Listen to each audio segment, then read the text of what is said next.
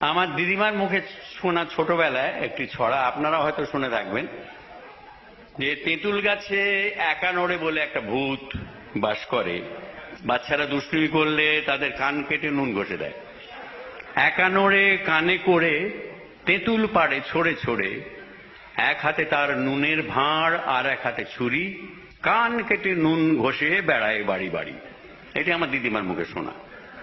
তো বড় হয়ে আমি ভাবলাম, সত্যি যদি একা নড়ে ভূত থাকতো, এত বছর ধরে এত কান যে কাটলো, কানগুলো গেল কোথায়?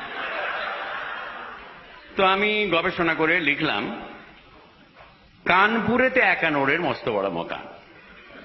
কানপুরেতে একানোরের মস্ত বড় মকান, হরেক রকম কানের সেটাই কানোহারির দোকান। মনোহারির দোকান হয় যেমন না, কানোহারির দোকান। হরেক রকম কানের সেটাই কানোহারির দোকান।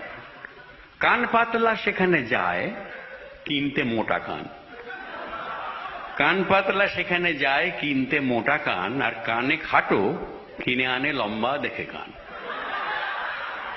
কানাঘুষো যা কিছু হয় যত কানাকানি, কানাঘুষো যা কিছু হয় যত কানাকানি, সবকিছু সেই একানোরে করেছে আমদানি। তখনও দেশ হয়নি স্বাধীন, মন্ত্রী ছিলেন ডানকান, মিস্টার ডানকান। তখনও দেশ হয়নি স্বাধীন, মন্ত্রী ছিলেন ডানকান। একবার কানপুরে গেলেন কিনতে তার বাঁ কান। একানোরে বললে, দেখুন সময় দিতে হবে, মন্ত্রীর কান আনতে গেলে দিল্লি যেতে হবে।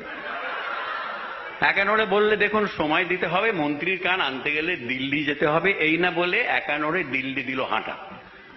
6 দিন পরে ফিরে এলো চক্ষু ভাঁটা ভাঁটা।